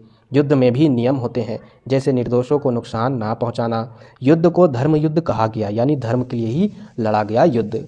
तो ये हो गया युद्ध की स्थिति। इसके बाद अगर बात करें 7 नंबर, यहाँ पर थोड़ा सा अलग है विदुर नीति। यानी महाभारत में विदुर नीति महाभारत का महत्वपूर्ण हिस्सा है। इसमें विदुर ने राजा को धर्म, नीति, व्यवहार और राज्य संचालन की कई शिक्षाएं दी। यानी विदुर क्या किया, इसमें राजा को धर्म के बारे में, नीति व्यवस्था के बारे में, व्यवहार और राज्य किस तरीके से चलाना है, कई शिक्षाएं दी। उन्होंने कहा कि राजा को लालच, क्रोध और मोह और अन्य बुराइयों से दूर रहना चाहिए। एक अच्छा राजा वही होता है जो प्रजा को परिवार की तरह माने। ये विदुर नीति के द्वारा बताया गया, यानी विदुर ने राजा को कैसे क्या करना है वो सारी नीति नियम कानून बताए थे। 8 नंबर की अगर बात करें, सत्ता और अहंकार का परिणाम। महाभारत में दुर्योधन और शकुनी जैसे पात्रों ने अहंकार और सत्ता की लालसा के कारण पूरे कौरव वंश को नष्ट कर दिया। यानी महाभारत में शकुनी हो गया या फिर दुर्योधन हो गया, ये जो पात्र थे यानी ये लोग जो थे वो अहंकार में डूबे हुए थे, सत्ता के लालच में डूबे हुए थे, जिस कारण से पूरे कौरव वंश को नष्ट कर दिया। और यह दिखाता है कि जब राजा अहंकारी हो जाए और गलत सलाह पर चले, यानी शकुनी जो था वह गलत सलाह हमेशा देता था, गलत सलाह पर चले तो राज्य का विनाश पूरे तरीके से तय है। और यही चीज़ महाभारत में हुआ। सत्ता का सही उपयोग ना हो तो वह खुद को ही खा जाती है। तो ये ओवरऑल हमने क्या देखा, महाभारत कालीन में राजनीतिक चिंतन किस तरीके से था। अब समझते हैं निष्कर्ष के तौर पर, महाभारत में राजनीति को धर्म और नैतिकता से जोड़ा गया था। इसमें राजा को आदर्श, न्यायप्रिय, प्रजा सेवी और यानी जनता का सेवा करने वाला और नीतिवान बताया गया है। महाभारत हमें यह सिखाता है कि बिना धर्म और न्याय के राजनीति सिर्फ विनाश लाती है। इसके बाद आपसे क्वेश्चन ये भी पूछा जाएगा कि बौद्ध राजनीतिक चिंतन की व्याख्या करें। पिछले वर्ष ये टॉपिक नहीं पूछा गया है, इस बार 100% पूछा जाएगा, चाहे वो 5 नंबर में या फिर 15 नंबर में, इसीलिए इग्नोर मत कीजिएगा। यानी बौद्ध राजनीतिक यानी बौद्ध धर्म के अनुसार, बौद्ध के नियम कानून के अनुसार आखिर राजनीति व्यवस्था कैसी होनी चाहिए, उनका क्या था, इसके बारे में थॉट्स, यही चीज़ आपको व्याख्या करना है। लास्ट में ये भी बताऊंगा, नहीं आएगा तो कैसे आंसर लिखना है। चलो अभी ही बता देता हूँ, अगर ये क्वेश्चन भूल गए, आ गया। बौद्ध धर्म में जो चीज़ आपने पढ़ा है ना, बस उसी तरीके से आप पॉइंट वाइज बनाकर ये चीज़ बता दीजिएगा कि हाँ इसमें किस तरीके से होना चाहिए। यानी बौद्ध धर्म क्या बताता है, वो हिंसा से दूर रहता है, बौद्ध धर्म अहिंसक होता है और सत्य के आधार पर चलता है। मोह माया, दुनियावी जो मोह माया उससे परे रहता है, और बहुत सारी चीज़ें हैं जो अभी आपको मिलेगा आंसर में। परिचय के तौर पर आपको क्या लिखना है कि बौद्ध धर्म के संस्थापक गौतम बुद्ध थे। उन्होंने जीवन, समाज और राजनीति के बारे में कई महत्वपूर्ण विचार दिए। हालांकि बुद्ध का मुख्य ध्यान धर्म और मोक्ष पर था, लेकिन उनके विचारों में एक शांतिपूर्ण, न्यायप्रिय और नैतिक शासन की स्पष्टता भी झलक की उसकी मिलती थी। कहने का मतलब है जो बुद्ध था उसका मुख्य क्या था, ध्यान, धर्म और मोक्ष की प्राप्ति। यानी बौद्ध धर्म का यही ना सबसे मेन मकसद है, मोक्ष की प्राप्ति, ध्यान करना। लेकिन उनके जो विचार थे उससे ये भी पता चलता है कि एक शांतिपूर्ण व्यवस्था, न्यायप्रिय व्यवस्था और नैतिक शासन किस तरीके से होनी चाहिए, ये भी झलकी मिलती है। बुद्ध का राजनीतिक चिंतन अहिंसा, समानता, करुणा और नैतिकता पर आधारित था। यानी बुद्ध का जो राजनीतिक चिंतन था वह अहिंसा यानी हिंसा नहीं करना है, समानता यानी चाहे वह किसी भी धर्म का शूद्र हो या कोई बड़ा जाति हो, सभी के साथ समानता रहना है। करुणा कहने का मतलब है किसी से ज़्यादा गुस्सा, द्वेष या घृणा नहीं करना है। नैतिकता यानी अच्छा व्यवहार, सही के साथ सही तरीके से व्यवहार करना है। इस पर आधारित था इनका राजनीतिक चिंतन। अब समझते हैं राज्य और समाज की उत्पत्ति इनके द्वारा क्या बताया गया है कि राज्य और समाज की उत्पत्ति कैसे हुई। तो बुद्ध ने बताया कि शुरुआत में सब लोग समान और स्वतंत्र थे। यानी शुरू में क्या था, जब राज्य और समाज की उत्पत्ति नहीं हुई थी, लोग समान तरीके से रहते थे, स्वतंत्र रहते थे, किसी के गुलाम नहीं रहते थे। धीरे धीरे जब लालच, झूठ और हिंसा बढ़ी तब समाज को चलाने के लिए राजा की ज़रूरत पड़ी। जैसा कि मैंने आपको अभी कुछ क्वेश्चन के आंसर में बताया था कि जैसे ही जनसंख्या बढ़ी, लोगों में लालच बढ़ने लगा, झूठ लोग बोलने लगे, हिंसा बढ़ने लगी, तब समाज चलाने के लिए राजा की ज़रूरत पड़ी। इसलिए राजा को प्रजा की रक्षा, न्याय और नैतिकता बनाए रखने के लिए चुना गया। तो इस तरीके से राज्य और समाज की उत्पत्ति हुई, बुद्ध के द्वारा बताया गया। अब समझते हैं राजा का स्वरूप और कर्तव्य कैसा होना चाहिए। बुद्ध के अनुसार राजा को धम्म यानी जो बौद्ध के जो धम्म नीति थे, जो बौद्ध का जो धर्म बोला जाए या फिर धम्म जो नीति थी, अशोक वाले इतिहास में आप लोग पढ़े होंगे, तो उसी तरीके से इनका भी धम्म या फिर धर्म जो था, इनका धर्म क्या होगा, यही हिंसा नहीं करना है और आपको सत्य के आधार पर सारा कुछ करना है। तो कहने का मतलब है राजा को धर्म के अनुसार शासन करना चाहिए। राजा को प्रजा का रक्षक, सेवक और न्यायदाता होना चाहिए। राजा का धर्म क्या है, जैसे कि दान देना, सत्य बोलना, अहिंसा का पालन करना और प्रजा को सुख देना। इसके बाद आगे देखिए तीसरे पॉइंट पर 10 राजधर्म, राजा के 10 धर्म। राजा के 10 धर्म तो 100% होना चाहिए। राजा के अंदर में ये 10 धर्म होना चाहिए या फिर उसके अंदर गुण होना चाहिए। अब क्या क्या गुण होना चाहिए वो देखिए, आप कोशिश कीजिएगा इसे अपनी भाषा में ही कम से कम 8-10 तो याद कर ही लीजिएगा, 7-8। सबसे पहला क्या होना चाहिए, राजा दानवान होना चाहिए, यानी उदारता होना चाहिए, उसके अंदर में दान करने की क्षमता होनी चाहिए। उदार कहने का मतलब है ऐसा नहीं कि जो पैसे रुपये कौड़ी है, जो राज्य का खजाना है, उसे सिर्फ अपने लिए ही रखना है, ठीक है, वो जनता के लिए ही होनी चाहिए। इसके बाद शील यानी अच्छा आचरण सभी के साथ करना चाहिए। इसके अलावा यहाँ पर देखिए त्याग यानी स्वार्थ का त्याग करना चाहिए उसको। इसके अलावा यहाँ पर देखिए ईमानदार होना चाहिए, नम्रता उसके अंदर होनी चाहिए। इसके अलावा आत्मनियंत्रण यानी खुद पर कंट्रोल भी होना चाहिए। यानी अगर गुस्से में किसी को, राजा अगर है तो किसी को गलत निर्णय लेकर उसको मरवा देना या बहुत सारी चीज़ें हैं, ये सभी चीज़ों में कंट्रोल होना चाहिए। इसके अलावा क्रोध ना करना, उसके बाद अहिंसा का पालन करना, सहनशीलता रखना अपने अंदर, सबके साथ समरसता रखना यानी सभी के साथ एक जैसा व्यवहार करना। तो ये सारे जो 10 गुण हैं, ये सभी 10 धर्म के आधार पर एक राजा को ये सारे नियम कानून के आधार पर चलना चाहिए। राजा को इन 10 गुणों को अपनाकर शासन करना चाहिए। 4th नंबर की अगर बात करें, न्याय और शासन व्यवस्था। बुद्ध के अनुसार न्याय धर्म पर आधारित होना चाहिए था। न्याय जो है वो धर्म के आधार पर ही होनी चाहिए, ना कि डर या फिर हिंसा पर होनी चाहिए। राजा को निष्पक्ष, अहिंसक और शांतिपूर्ण न्याय देना चाहिए। भ्रष्टाचार, अत्याचार और अन्याय को बौद्ध धर्म में पाप माना गया है। जो भ्रष्टाचार है या फिर अत्याचार है या फिर अन्याय, इन सभी चीज़ों को बौद्ध धर्म में पाप माना गया है। ये चीज़ें नहीं करनी चाहिए। 5 नंबर की अगर बात करें, सामाजिक समानता और स्वतंत्रता। बौद्ध ने जाति या फिर जात पात जो बांटा गया है इसका विरोध किया और सबको बराबरी का दर्जा दिया। उनके संघ में यानी इनके जो संघ होते थे उसमें कोई भेदभाव नहीं था। राजा, ब्राह्मण, किसान, महिला सब बराबर होते थे। यानी ये सामाजिक समानता को भी मानते थे, यानी उन बोलते थे कि समाज में कोई भी बंटवारा नहीं होना चाहिए। इसके बाद 6 नंबर की अगर बात करें, अहिंसा और शांति का संदेश। यानी बौद्ध राजनीति का आधार है, यानी बौद्ध का जो राजनीति का जो बेसिक था वह अहिंसा और शांति था। समझ में आया? इसके अलावा बुद्ध ने बताया कि युद्ध, हत्या, क्रोध और द्वेष से कभी शांति नहीं मिल सकती। 7 नंबर की अगर बात करें, अंतर्राष्ट्रीय दृष्टिकोण में इनका क्या था राजनीतिक चिंतन, वो देखिए। बौद्ध धर्म में सारे संसार को एक परिवार की तरह देखा गया है। बौद्ध धर्म में यानी बौद्ध धर्म के अनुसार यह चीज़ बोला गया कि जितना भी संसार में राज्य व्यवस्था है, चाहे कोई भी हो, सभी को एक परिवार के जैसा रहना चाहिए। बहुजन हिताय बहुजन सुखाय, यानी सभी का कल्याण और सुख होना चाहिए। इसलिए बुद्ध के विचार आज भी संयुक्त राष्ट्र जैसी संस्थाओं के मूल में देख सकते हैं। यानी यूएनओ के जो भी नियम कानून है उसमें बौद्ध के जो विचार है वो रखे गए हैं। अब निष्कर्ष के तौर पर आपको क्या मेंशन करना है कि बौद्ध राजनीतिक चिंतन एक ऐसा विचार है जो शांति, करुणा, नैतिकता, समानता और न्याय पर आधारित है। इसमें राजा को जनता का सेवक माना गया है और शासन का उद्देश्य केवल सत्ता नहीं बल्कि प्रजा का संपूर्ण कल्याण है। ओवरऑल अब हम लोग आते हैं लास्ट क्वेश्चन में। लास्ट क्वेश्चन क्या आपका, जैन राजनीतिक चिंतन की व्याख्या। अब समझते हैं कि बौद्ध राजनीतिक हमने देखा, अब समझते हैं जैन राजनीतिक चिंतन क्या है। दोनों सेम ही है, दोनों का जो विचार था वो कहीं ना कहीं मिलता जुलता था, हालांकि कुछ कुछ चीज़ें अलग तरीके से आपको लिखना होगा। जैन धर्म के प्रवर्तक ऋषभदेव थे। प्रवर्तक कहने का मतलब है ये प्रथम तीर्थकर यही थे जैन धर्म के। महान प्रचारक महावीर थे और जो महान प्रचारक जो थे वो महावीर स्वामी थे। यह धर्म अहिंसा, सत्य, अपरिग्रह यानी संपत्ति का त्याग करना और आत्मशुद्धि पर आधारित था, यानी आत्मा को शुद्ध करना। जैन धर्म का मुख्य उद्देश्य मोक्ष प्राप्ति है, जैसे बौद्ध धर्म में भी था, लेकिन इसमें समाज और राज्य को लेकर भी बहुत गहरे विचार दिए गए हैं। फिर भी सामाजिक और राज्य के बारे में बहुत सारे राजनीतिक विचार भी प्रस्तुत किए हैं। सबसे पहला पॉइंट समझते हैं इसके राजनीतिक चिंतन में, राज्य और समाज का स्वरूप कैसा होना चाहिए। एक राज्य और समाज, देखिए जैन धर्म में राज्य को एक सामाजिक आवश्यकता के रूप में स्वीकार किया है, यानी जो राज्य है उसमें समाज में जो भी चीज़ें आवश्यक है उसको स्वीकार किया है। यानी समाज में शांति बनाए रखने और अहिंसा की रक्षा के लिए राज्य की व्यवस्था होनी चाहिए। समाज की आवश्यकता क्या है कि समाज में शांति बने रहे, समाज को कोई सुरक्षा प्रदान करे, उसकी रक्षा करे, यही राज्य व्यवस्था होनी चाहिए। राज्य का कार्य क्या है, व्यवस्था बनाए रखना, न्याय देना और जनता की सेवा करना। राज्य समाज की भलाई के लिए होता है, ना कि केवल शक्ति प्रदर्शन के लिए। ऐसा नहीं कि राजा सिर्फ अपने आप को शक्तिशाली बलवान एकदम समझे, ऐसा नहीं, समाज की भलाई के लिए ही राजा होता है।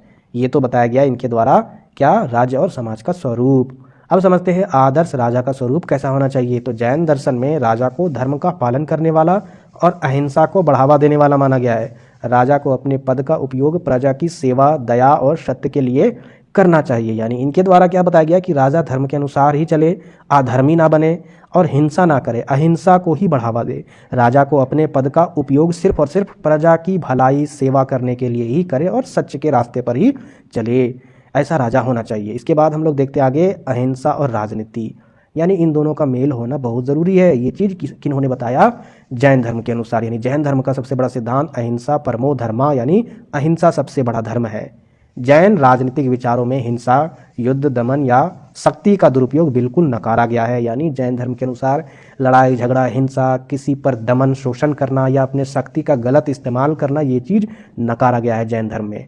इसलिए जैन राजा युद्ध से पहले संधि, संवाद यानी संधि करके, कंप्रोमाइज़ करके, बात विचार करके और समाधान को ही प्राथमिकता देता है युद्ध से पहले। ये तो हो गया अहिंसा और राजनीति। अब समझते हैं न्याय व्यवस्था कैसी होनी चाहिए। तो जैन चिंतन में क्या था, जैन राजनीतिक चिंतन में न्याय का जो सबसे बेसिक जो चीज़ है ना, न्याय व्यवस्था कैसे लागू होगी, कब लागू होगी, जब राजा सत्य के आधार पर, सत्य के रास्ते पर चलेगा, करुणा उसके अंदर होगी, निष्पक्षता होगी, यानी न्याय का आधार ही सत्य करना और निष्पक्षता होगी।